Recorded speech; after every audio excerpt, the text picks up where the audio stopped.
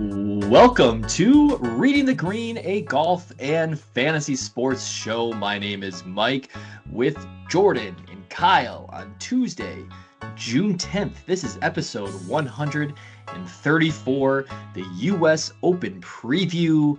Gentlemen, welcome to the pod. Jordan, you golf tonight? I did. Very poorly. Kyle, you golf tonight? I did not. I do have some upcoming rounds though in the coming weeks, so excited. I'm proud of you. Jordan, what's going on? Diagnose the situation. I 4-putted the first green after duffing a chip, the par 5. It was 14 on the back. Hit a perfect drive, hit a perfect 3-wood, just short. It was a very hard pin, and I left my first. I got in. It was one of those days I hit no practice putts. Do you guys shotgun your league night? Yeah. Oh, okay. Yeah, everyone goes off at 5:30, and then there's dinner after. Yeah. Yeah. And I couldn't get anything going. I did hole 18. Kyle, where do I always tell you? Hole 18, don't go left. Yep. I short-sided myself with a back left pin. Flopped it short, didn't get it to the green. Bladed it onto the driving range, chunked it, hit the cart path, bounced short, chipped in for a 6. Oh, I was gonna say that's a very much a Kyle move until the chip in. Yeah, chipped in. So I got 1 point. I got my net bogey there for 1 point for the team. I played Saturday and Sunday. I played 36 holes this weekend, which is the in-laws were in town, so that's fun. Yeah. So that means you get to just disappear? Yeah. I had 2 matches I had to play. Sure. Got my 1-hour doubles or 4-ball match on Saturday, and then that's right. Won my singles match on Sunday against the world's slowest frickin' golfer. It was really annoying. So a singles match. I mean, so you've been playing pretty well, I take it? Yeah, I shot, I think, 81-80. But you guys, this is my golf game. I was down 3 after 9 holes in my singles match. Shot a 43 on the front 9, and then I won 10, 11, 12, 13, and shot a 37 on the back 9 with a 7 on a hole. So, I lulled him. I lulled him to sleep. Well, let me tell you, this is, I went out this evening as well in our league. I scored okay. I only made 2 pars in my 9-hole league round, but I shot 1 over. Wasn't totally satisfied. So as we walked off the 9th green, I went straight to the first tee box and said I was just going to go knock out a couple more holes. Played the front 9 again in about an hour. Yeah. And got done before the group that I had played with even finished their first round of drinks. Yeah. So I thought that was pretty funny. They were like, did you just play 9 holes again? I was like, yeah, there's no one out there. Here's what I thought was interesting. I played the tips on the second 9, and I, on almost every hole, drove it further than I did from the member tee the first time around. So you were not playing well. I wasn't hitting the ball in the center of the face. I don't know. I mean, it's amazing. Like, just hit the ball in the center of the driver. It goes pretty far. But anyways, so here we go. That was, a little league night recap. We got U.S. Open preview in store. This is obviously, we've been doing the monthly podcasts for RTG. We love previewing the big events. But before we jump into the U.S. Open, Kyle, I know I always have a trivia question for you on the last month in golf. And so there's been 4 tournaments since we last potted. Which of those tournaments was won by a player that has not already won on the PGA Tour this season? Well,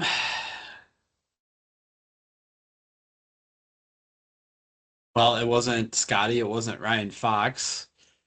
Drawing a blank, Mike. Who won the Chucky? Who won the Chucky? See, last week I got all ready for this because I knew you're gonna pop it on me. And this week we've been scrambling for what we're gonna talk about next. I've been pushing on that, and I'm drawing a blank. Yeah, well, it was a trick question because your winner of the Chucky the Charles Schwab Challenge was Ben Griffin, who has already won this year as well. Okay, yeah. I was trying to No, think yeah. of his name and I couldn't remember Ben Griffin. The fact that Ben Griffin was in the hunt, well, I want to run through a couple of results here. That he was in the hunt in the Memorial, and we're talking about a potential 3-time winner Ben Griffin on the 2025 season before June. Like just would add to the lore. I mean, I literally cannot stand. I think it was Chris Powers Golf Digest said something like swings the club with no regard for human life. Like his golf swing, I mean, just even to the amateur eye, just looks awkward as hell. You being He's got elitist on us, Mike? Yeah, I just like I know it's swing your swing, get the ball in the hole. I get it, but like it just he's the lone officer with the max fly and the aviators and the weird follow through, and it's remarkable. It's such an incredible story. I don't really want to like listen to him talk anymore, but it's an incredible story. Do you But want to anyways, watch him play at the Ryder Cup at Bethpage? the U.S. is going to get destroyed. The guys that they're going to bring out there, they either are has-been tour stars or they are guys that have no business teeing it up in match play at Bethpage. Different debate though. Hey, the good news is Rory's going to struggle too because he's given up. Let me ask you just really quick, rapid fire. Scotty PGA win, yay or nay? You guys into it? Oh yeah. Why not? Some people think it's boring. I think it's incredible. I think it sets up a great storyline for this week, right? If you could peel this one off, and then we're going into the Open with another chance at a slam. I know. Ben Griffin, we just talked about. Scotty wins the Memorial, the blowout, basically the blowout win of the year. No, Scotty. I mean, I just can't get enough. I actually probably watched very little of the Memorial relative to.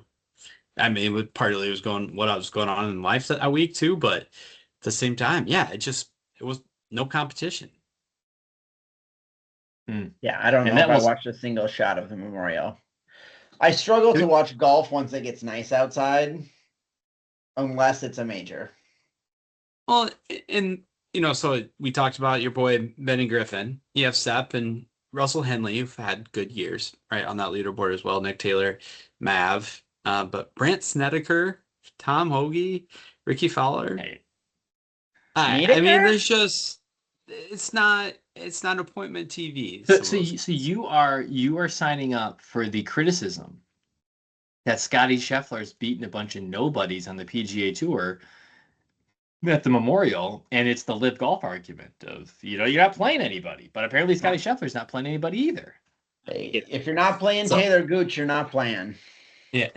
No, the point there was when he wins by 4 or 5 shots and just coasts towards the finish. When it's those other guys chasing, it's just when it's those guys chasing. It doesn't have the same oomph. If it was a close contest and all those guys in there, I have no problem with that. I'll make sure I get that on for the finish. If it's Rory coming from 4 back, it's a little bit more engaging.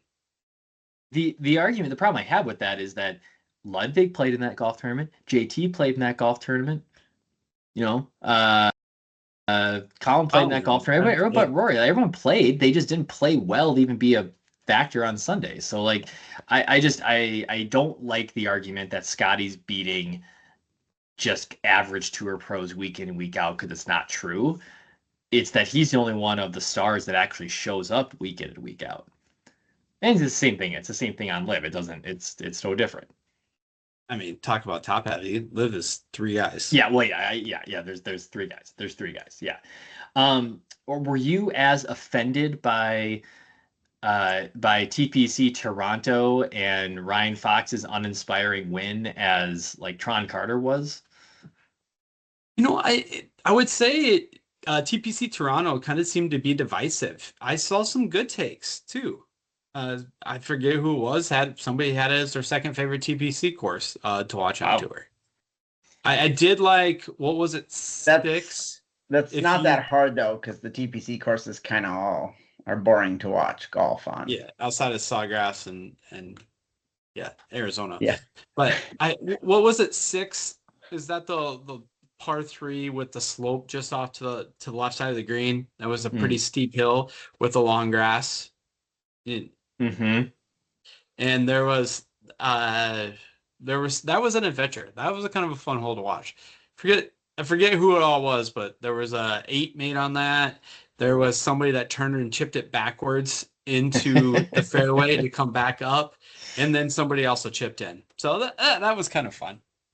The Canadian Open has been, in some years, is really fun to watch. You get some of the studs doing a proper tune-up for the U.S. Open. Rory's obviously played very well there over the years. And then some years it's like this. I tuned in Sunday for honestly like 10 minutes because Cameron Young was putting himself in position to tie up Sam Burns, who's already in the clubhouse. And I watched Cameron Young smoke these 2 shots on 18 to 10 yards over the green. And I'm like, okay, well, he's got a chance to get this up and down from the rough behind the green. Like I'm like locked in. And he hit it like 6 yards. He just like dribbled the chip short of the green, and it was the most Cam Young thing to totally implode with a bogey when he needed up and down to get himself back in the mix for a win. But I don't know. I'm not like a huge Cam Young golfer, but like it was just such a huge letdown. I guess kind of like some folks think the whole event was, but that's okay. Like we can look past that. Talk about the U.S. Open here. But I want to get first. I want to get the beer roundup. Are you guys drinking beers tonight? Yes.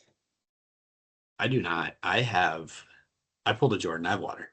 What? I pulled a random beer out of my fridge. It's only like 6 months old. It's a Heady Topper, the Alchemist. No. What? Hang on a second. Coworker brought it back for me like 6 months ago, and it got lost in the back of my fridge. Jordan. It still tastes great. That's a good beer. I'm sorry. Like, are you appreciating this Mike, I'll tell you, beer? I have not bought beer in like 2 months because I'm working my way through my fridge. I want to get the fridge clear. If you have Heady Topper in your fridge, you tell us. Yeah. I think I told you at the time that I got it, and then I don't think that like having a can physically in Minnesota is a big deal. Like the only place that I've ever had Heady Topper is like at an on sale bar in a grocery store in Westchester County, as like the closest I've been into Vermont. Like that's really gosh. gonna upset you. Oh my god. Oh, It's over a little older than I thought it was. It tastes great. Oh my god. Tastes great. It's been in the fridge the whole time. It's never changed temperature. It's great. It's like Heady Topper is like a top 3. I'm just gonna look it up on Beer Advocate right now. It's like total sacrilege. So I should have saved it for our next weird beer night when it was 18 months old. It would have been better than most of this crap we drink on the night. Let me just get the obviously it's rated 100. They have it ranked. The number 1 IPA on Beer. Wow. Just so you're really up. I wanted to share it with you guys tonight. Well, Heady Topper, Pliny the Younger, Pliny the Elder, Lawson's Finest, Dinner from Maine. Like these are all like Sip of Sunshine. These are all like, things you can't get anywhere, and you just are okay. All right, I'm gonna move on. I'm reading the can, and it tells me not to pour it in a glass because you lose the aroma as you're drinking it. This is getting better. Similarly, I'm having a Fair State Pahlay. This is a pale ale. Fair State hasn't had this beer out, I understand, in like 6 or 7 years. And it's very possible this beer is from 6 or 7 years ago. I have no idea. It's funny. I saw that on the shelf recently, and I used to get it a decent amount and always enjoyed it. But just a general conversation statement on Fair State. I feel like some of their recipes or something in the process has changed the last 2-3 months. It's fallen out of favor a little bit in the household. That's fair. I haven't seen much inspiring from them lately either. But all right, give me this before we jump into the U.S. Open preview. RTG 1 year anniversary from the Pinehurst trip last year. Can I get like I don't know what sticks with you 1 year later after going out to the U.S. Open at Pinehurst? Kyle, what sticks with you? Well, it just popped in my mind last night, and I was just sad that we weren't about to get on an airplane and go on a golf trip right now. Yeah, I did. I was mean, watching live at the Open, and I was like, "Oh, shit, we went there last year." Yeah, I saw Tom Hoagie was giving away practice round tickets today and tomorrow, so I thought about it, just scoop them up and get on a plane. But yeah, okay. So Kyle, you remember just going on the trip? Jordan, do you have like a memory from the trip, from attending the U.S. Open? After Jordan goes, I'll go rapid fire with a couple. I'll give you a couple. No, it was great. I liked walking around. We saw a lot of good golfers. It was hot and dirty. I remember that. Remember I got sunscreen in my eyes? I enjoyed our golf. I mean, I like golfing more. I like Tobacco Road. That's one of the guys on actually Ari, Ari, friend of the pod, Ari, hates Tobacco Road because he likes traditional golf courses. And I was like, but it's different. I like it because it's different. I play enough traditional golf courses. So Tobacco Road is probably my favorite memory. And the fact that we got in all 18 after sweating it out for 13 holes. Just like the miraculous the flight delay. Yeah. For no reason on a beautiful sunny day. Yeah. That was clutch. So rapid fire, just the first day we land and I play Listener Joe's course, and I play awful, but make 180 feet of putts to save a round.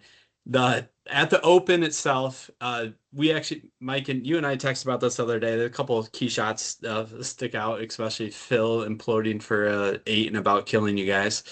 But that day, actually, one of the things that sticks out the most about the U.S. Open for me, I was more tired that day than I was the day we played 36. Like just walking around the course and in the heat and everything, that kind of kicked butt. And then we had the double day at Mid Pines and Southern Pines. I really enjoyed both courses. Would love to play. I would say Southern is a little bit. I would put that slightly over Mid in my mind. And then I would go play Tobacco Road again. It'd be fun to play Tobacco Road where. I guess the one complaint is it's so stacked up, and with all the blind shots and stuff, you kind of feel like sometimes where you wait and then just like, well, all right, I'll just throw it out there. And especially some of the angles you guys could have taken, I think it would be fun to play it when you could legit like play it and you didn't have groups stacked all around you. Yeah, I mean, I definitely think we felt squeezed the whole time because we knew we had to get out of town, and maybe like having given it the proper amount of time to just like truly take it in and enjoy it. I tapping Johnson Wagner on the shoulder and just telling him that I appreciate what he does was a moment. He was as inviting as he is in real life as he is on TV. I think going to the U.S. Open, went on Thursday, it confirmed that I do like going to major golf events, but I would rather I like most sporting events. I kind of just would rather watch it on TV.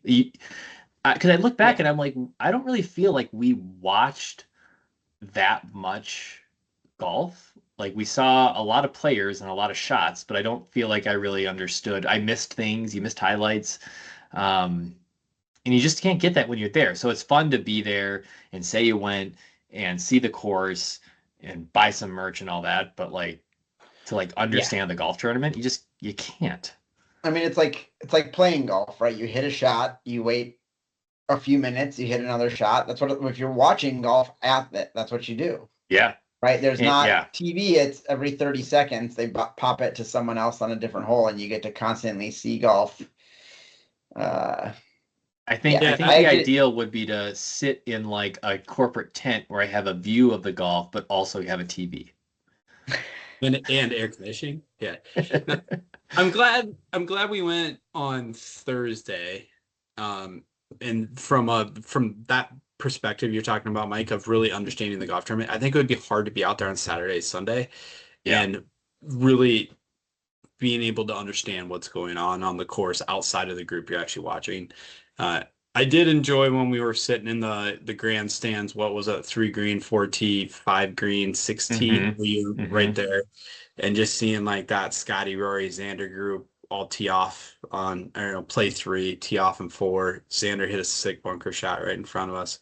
I hadn't seen those guys in person before, so that was cool for me. I like going to the 3M on a Thursday morning, being out there early with, no one else around, and you're right up next to whomever you want to be, as long as it's not the main group of the day. So I would say I agree, though, from a major perspective, it's fun to do. Glad we went. And yeah, I would try to go see a Ryder Cup or something again, but I don't need to go see the US Open in person every year. All right. Well, with that, you get to watch a lot of US Open golf on TV this week. We're going out to Oakmont, Pennsylvania, a famed major championship venue. This is one of those clubs that literally structures its entire existence around hosting a very good major golf tournament. My understanding is this golf course plays like just a couple of ticks easier year round. Yeah. And that I've heard they need about 2 weeks to get it into US Open shape. So let me ask you this question. Would you want to be a member at a golf course like this? Like, if you could, would you want to be this to be the place you play? I would have to be a lot better than I am, put that way. It would be interesting, right? I mean, you get your ass kicked all the time, but you'd get better, right? Like, oh, I'm in the rough. You learn, I don't know. You would learn to hit out of the thick rough better, right? Like, so that's Oak Ridge right now has, it's rained a bunch and the grasses are going in the rough super thick. So like we won our match on Saturday because of the rough, because we played 2 older guys who, if they hit it in there, couldn't get it out. Or like, it was, oh, I'll advance it halfway to the green and then I'll hit it again. They're old, so they just don't have the strength. But like, I had a few that I duffed out of there also. But if you do it all the time, you'd get better, right? Kyle, you'd be better. You'd be a better golfer if you played a hard course all the time. I don't know if I were you, I would be it. Sure. Lived in the Pittsburgh area, had endless funds. Why not?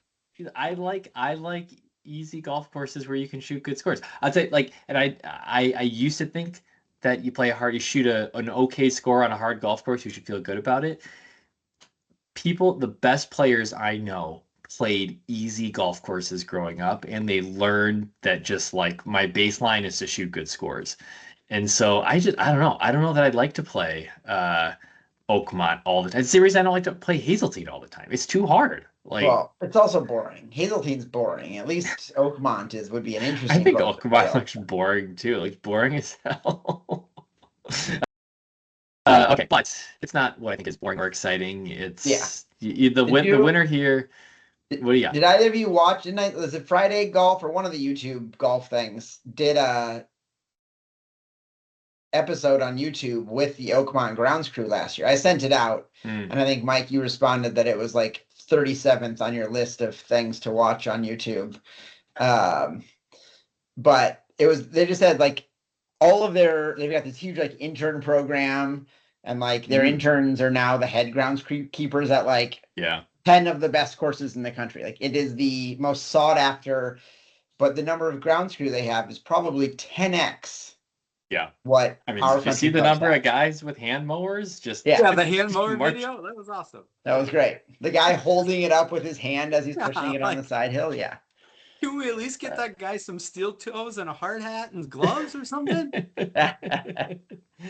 Well, okay, so we know Oakmont is hard, but Kyle, I mean, it's hard, but is there actually like a path to victory here? Is there a stat profile that could, if you bring the right tools, you're going to be in the mix? I think for a course that we don't play every year, it's pretty universal this weekend what people think we're looking for. You got to be elite off the tee, and that obviously distance helps like anywhere, but we've all seen the rough videos. I think you're going to be much better off in the fairway at 290 as opposed to the rough at 320. So I would like to think this is you're not going to be able to bomb and gouge it like Bryson at Wingfoot to an extent. But obviously we know if anyone can, it might be Bryson that can take more of that model, even though I would say he's also been an elite driver and a lot more accurate than normal lately with that cheater driver he has these days. The greens are absolutely crazy. You're going to have long putts, so you're going to have to be a decent leg putter. You're going to have to deal with undulation. But part of me, and I don't know if you guys watched, I believe it or not, I did watch the Bryson YouTube video of him playing here on May 31st. And he had a lot of, 25 to 40 to 60 foot putts where you're just trying to get it close and make par. So part of me wonders if that is going to kind of limit, like somebody like Scotty, right? The elite iron players a little bit that are maybe not great putters. And don't get me wrong, obviously Scotty could very likely win this week.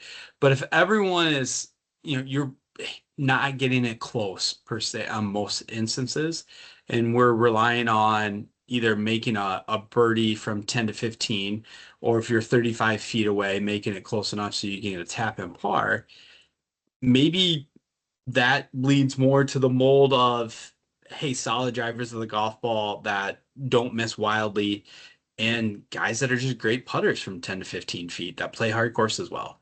So from a model standpoint, I might keep it real simple this week, Mike.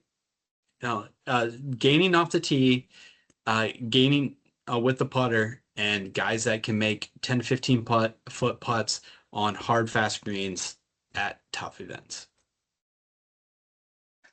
The U.S. Open has been won lately by very good golfers. You go all the way back to, Bryson's won it twice. You got Matt Fitzpatrick, Wyndham Clark. Okay, maybe not Wyndham Clark. Gary Woodland, but both Gary Woodland is an elite driver of the golf ball. Wyndham, I'd have to go back. Like LACC was such a weird year, but I mean and I have an exercise I went through, but like the U.S. Open rewards very, very good golfers who are in control of their golf ball off the tee, and this, to your point, is going to be one of the toughest tests we've seen off the tee, where there was a lot of randomness at Pinehurst. There's no randomness here. It's like you either hit the ball in the fairway and you're rewarded, or you don't hit the ball in the fairway and you're punished. And you're right, like putting is always, again, US Opens, it's always going to be how well can you control your golf ball around the green, even when you're on the green. You saw this at the Women's Open. You had green speeds that were so nuts that you had players driving par fours and walking away with 8 because you couldn't keep the ball near the hole. So whether you're putting, like you said, from 20 feet, 40 feet, 60 feet, 122 yards, like in Zach Blair's case, you're going to have to get creative out there. That was remarkable. And I don't know if anyone's got the guts to do that in a round. I love that so much, though, if someone did. There was a guy that I played with today. I'm not kidding. From 40 yards out, hits a 40-yard wedge, 50 yards, just hits it way over the green. And his immediate reaction is, oh, I should have putted that. And I was like, no. So he's on the 9th hole, and the back is this huge collection area down the hill. So of course he's like 15 yards over the green in a collection area, and he pulls his putter and he gives it this huge like slice across it, puts it 15 yards through the fringe up the hill over to about 6 feet. And I was like, he's right. He should have. I was like, you should have putted it from 40 yards. So I don't know. We'll see if how goofy guys get, but like Oakmont is going to be fun in that regard. That's whatever you got to do to control your ball around the green. So, Kyle, we have a decent number of our favorite follows into the RTG model for the week. What do you got? Give us the top 5 or 6. Leading the way, $11,000 in salary, 50% mention share is Mr. Bryson DeChambeau. Don't think that would surprise anyone. I think he's going to be a very popular click at the top of the board, especially with Scotty Scheffler coming in at 14.4 this week. MPI is a little middling at this point, so we'll obviously put out our plays tomorrow, the full rundown. So maybe some other good contributors jump on board and alter that a little bit. But Lynn Hochberg, Andy Lack, Coach Esser, Pat Mayo have highlighted Bryson so far. Along with Bryson at 50% mention share, Shane Lowry, 7,800. MPI a little stronger on Sugar Shane, 62 at this point. Right behind them, we have Harris English and Sepp at 44% mention share. And MPI really likes Sepp so far. And a little teaser, so do I. All right. Well, let's do this. I want to run through, this is a good spot to start. I want to run through an exercise that I did, a little narrowing exercise. That the golf analysts and the alternative media and all that, they love to do hey, 9 of the last 10 winners had this stat, 10 of the last 10 had this stat, 10 of the last 10 had this stat. And then if you could just narrow the field by all those stats, what would you end up with? And here's what I got. It has 6 narrowing criteria. I'm going to just go through it really quick, and I'll tell you what landed on 4 golfers that are in the mix. RTG model would suggest similar. Basically the last like 10 to 12 US Opens have had all but one of these stats completed by the winner. Top 32 in data golf ranking, 35 years old or younger, had a top 3 finish on the season, finished in the top 10 in their last 4 events, and finished top 10 in one of their last 2 majors. So for most players, that's going to be in the Masters or the PGA this year. And then top 12 in strokes gained off the tee or driving distance on the season. And so if you go through this, I just started with the top 32 of data golf and just narrowed based on those. Last guy out was Harris English, for what it's worth. Last guy out was Harris English. But the last 4 guys in that met all that criteria, and I'll say that Live Golf makes it a little tricky. Scotty, Bryson, Rahm, and Neiman. And I have a really hard time seeing Rahm or Neiman hoist the trophy on Sunday. So if you just come down and say, well, would you be surprised if Scotty or Bryson won? Based on these trends, it's like it's a statistical outlier if they don't win. And they're also the 2 shortest golfers in the field from an odds standpoint. So heavy, going all in on Neiman here. I just say heavy emphasis on Bryson or Scotty being in the top 3 at the end of the day. And so Kyle will start there. DFS aside, because you're paying a $3,400 difference for Scotty. Is it Bryson or is it Scotty this week? I think I got to go with Bryson in most builds, just from the flexibility. You threw out John Rahm too. I do like John Rahm this week. He's 10-2. He has 25% of the mention share at this point, 85 on our power index. So some folks that have been pretty successful recently are throwing out Rambo, Spencer over at Rotoballer, Brandon Gadulas highlighted him as well. So if you start with those 2, just playing around with some builds I shot out this week, you can do a lot more than you can with Scotty. And the caveat to that is the last 6 weeks, and even back to Rory's win to Masters, picking the right stud at the top and just sprinkling the guys in the 7s has kind of been an approach this year. But you can do that with Scotty this week and dabble into the sixes, or you can go Rom, Bryson, Neiman, Bobby Mack, Harris English, and Daniel Berger, and that lineup works. So I think I'm gonna have more Bryson, especially in GPP style contests. For what it's worth, Rick Rungood has Scotty, Bryson, Rahm, and Neiman as the top 4 highest owned golfers this week. So, chalk alert, but statistically and based on the winning trends the last decade, one of those 4 guys is threatening this week, which I think is very interesting. To me, I think to your point, like part of this is not the right way to think about it, but as a fan, I appreciate seeing Scotty win so much that I don't have to play him in DFS to have a good week. And the reality is, if he truly is going to be that high owned, if he doesn't win, that's my best chance. That's my best path to victory. Yeah. Just game theory wise. Yeah. What I said too when we were talking about the course setup. I mean, I think he's gonna have to. I mean, obviously, Scotty is the most likely to win this week. Everyone would agree with that.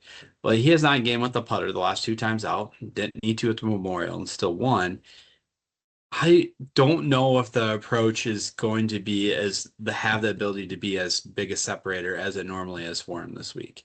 So I would think he would need a pot putting week. I mean, he gained 7 strokes at Memorial Houston Open, Memorial Park. So he's shown that this year. TPC Craig Ranch 6.6. But I think he's going to need to bring the putter. So if I break it down that one, I actually trust Bryson more with the putter. Okay, so we got some mega studs up top, but there are still a number of other players here that are high 9Ks, low 10Ks that we have to make some choices about. Here's two finishing profiles from the last 6 U.S. Opens. You have player A, 7th, 10th, 14th, 7th, 5th, 3rd. In his last 6 U.S. Opens, throw a 6th and a 5th in before the 2 years before that. And player B is 2nd, 5th, 7th, 8th, 9th in his last 6 U.S. Opens. Insane records by these 2 individuals. Do you know who those 2 are, Kyle? Colin and Rory. Xander and Rory. Ah, dang. But Colin, I should have. Colin had the dub in there, so duh. Yeah. Any interest in either of those guys? I mean, throw Colin in the mix too. Any interest in any 3 of those guys? I would. Colin is 14, 14, 5th, 4th for what it's worth. Okay. I would love to say I'm going to plant my flag and play Rory this week I mean, Rick Runnigan has 15%. I don't think he gets 15%. I think he comes more 9-10 with how he's been the last couple times out and how he's acted in press conferences lately and things he said. But man, I don't think I have the guts. Yeah. You're not that you don't have the guts, you're too smart to play Rory this week. Guy was awful in Canada, lost 10 strokes to the field. At the PGA, T47, didn't gain, we gained only 0.8 off the tee, lost on approach. It's lost on approach 3 straight weeks. Basically, his around the green game saved him there. I mean, he was fine at the Truist, but man. Mike?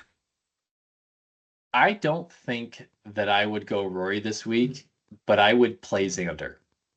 And Xander is having, by all things considered, an off season for Xander. He still has this massive cut streak going. He is still gaining every single week on approach, except at the PGA Championship, where he's still made the cut and finished T28. He has plenty of length to play this golf course, and he plays hard golf courses really well and shows up under pressure. I do not worry about the narrative around can he or can't he, like it is with Rory right now. And when Rory's out of sorts, he is out of sorts. I think we're just kind of waiting for Xander to do his thing. He's got 1 top 10, and that's at the Masters in the last gosh, going back to the Tour Championship of last year. So I don't know. Can you keep Xander down for this long? A guy that's dominated U.S. Opens and has the stat profile to fit here. Um, I'm interested in Xander this week, especially. I mean, again, Rick Rungood has him 15%. I think you're going to have a bunch of these guys in the, like I said, the low 10Ks just kind of be forgotten about because so much attention is going to go to Rahm and Scheffler and DeChambeau. The one thing I wish I saw a little bit more from Xander on the profile is just his putter being the Xander putter. Like when he was on his heater last year, Yeah. he gained putting every Insane. week. For sure. It's been up and down. But I agree. If there's, I just wish we had like a trend there with like 3 weeks in a row he was gaining. I mean, he was unstoppable last year. Unstoppable. But, you know, that's that I'm offering that, and I think you could get away with some lineups with Xander as the second guy in. But I am interested in out of those names there, I am interested in Xander. Let's work it down a little bit further. I think you do have the rest of your, quote unquote, week in, week out studs sit in the 9Ks here. You have Colin, Ludwig, Cantlay, JT, even going into the high eights, Tommy Fleetwood, Neiman's at 8.6. We've kind of made the case for him already. Is there anyone else, like a second guy in the 9Ks that has your attention?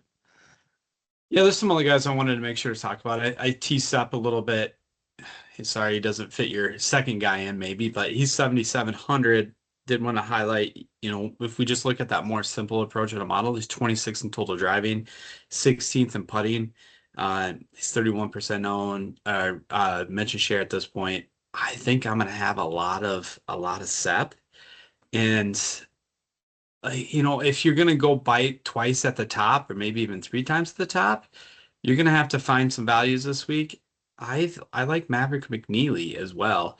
He's 6,800. He's not getting a ton of love at this point, but again, looking at that more simple approach, 35th in driving, 15th in putting in the field, and second in leg putting.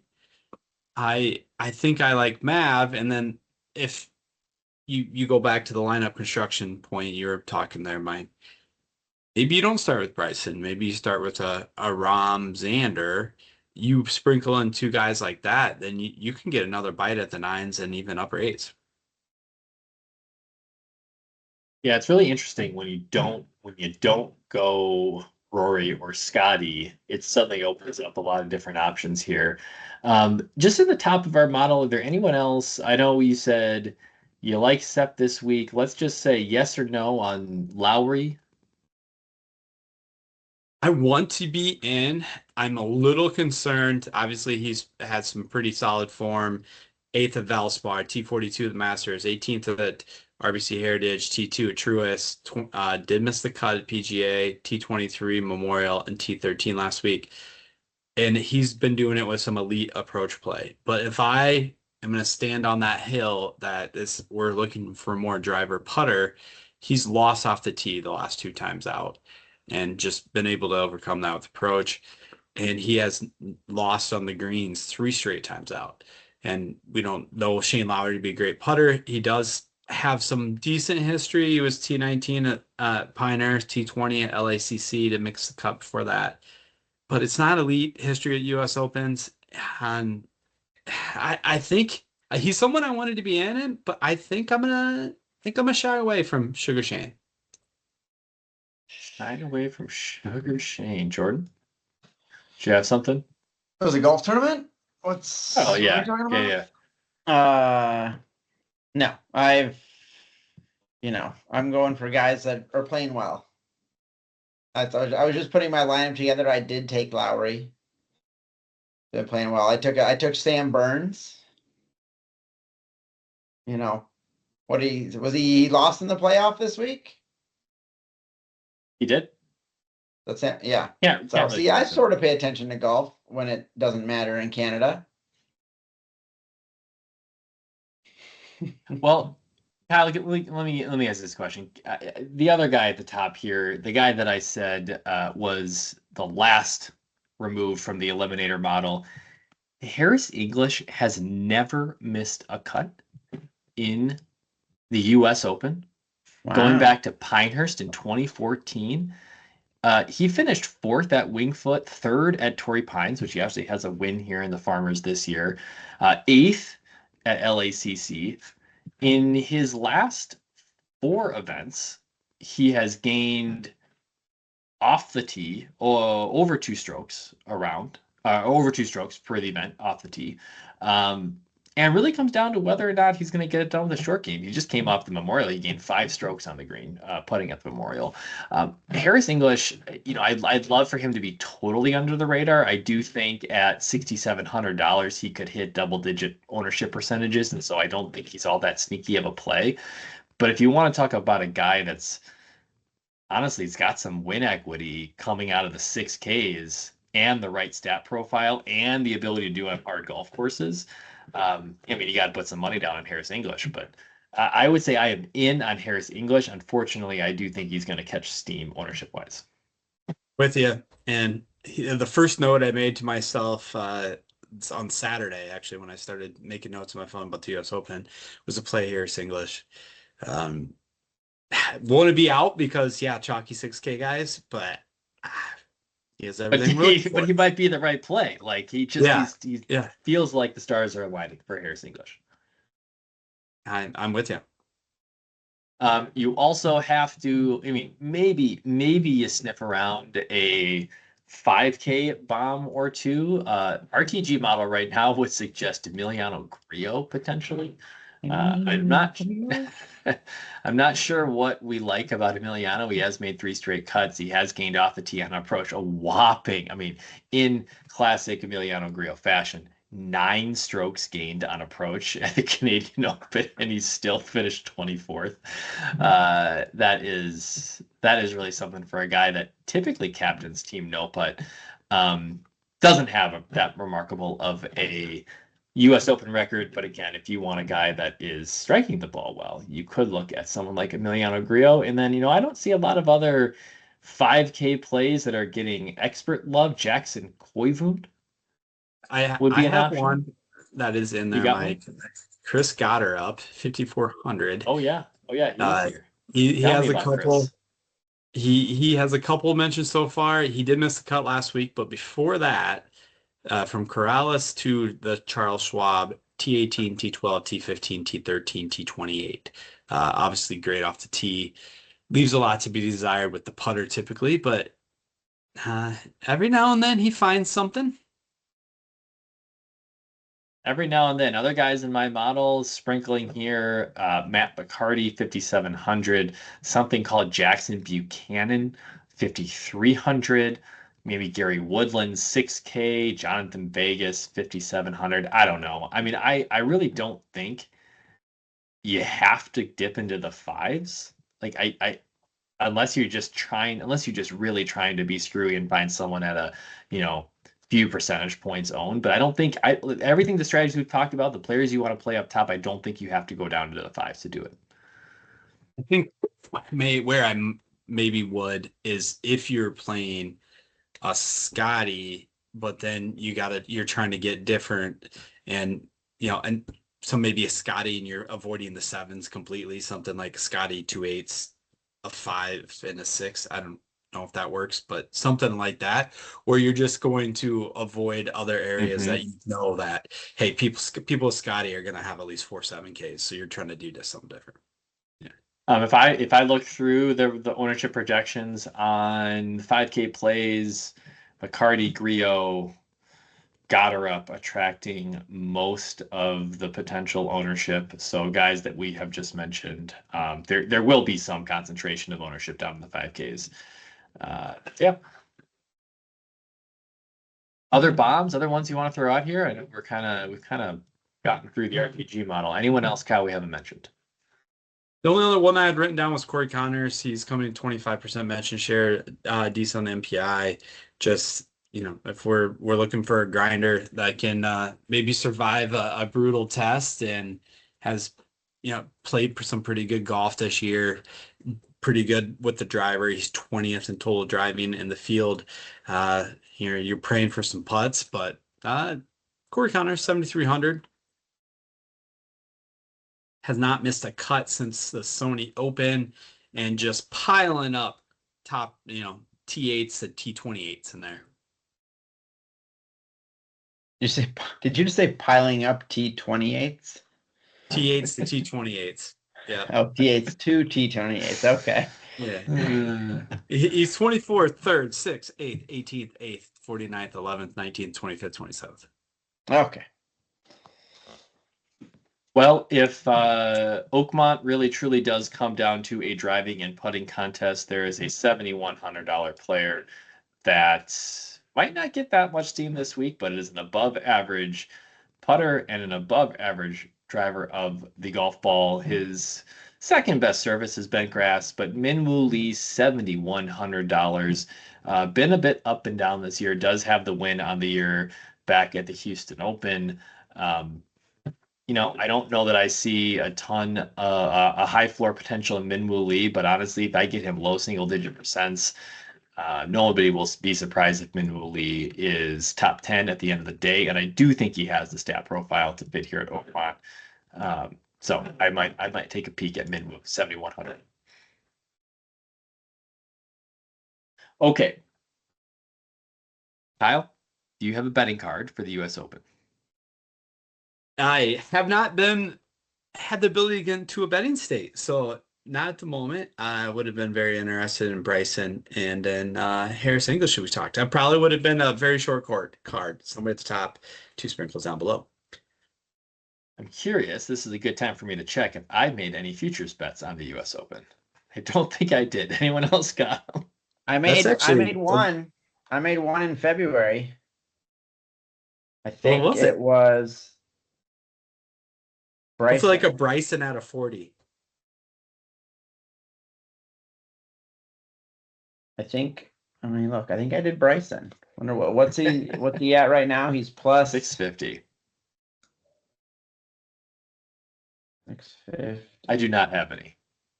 I don't either. I have one open bet, and then it's not going to win. So let me go find mine. Is it the Timberwolves to win the NBA championship? No, it was the Capitals to win the NHL. That hasn't closed yet. That one, I probably had decent cash out at one point.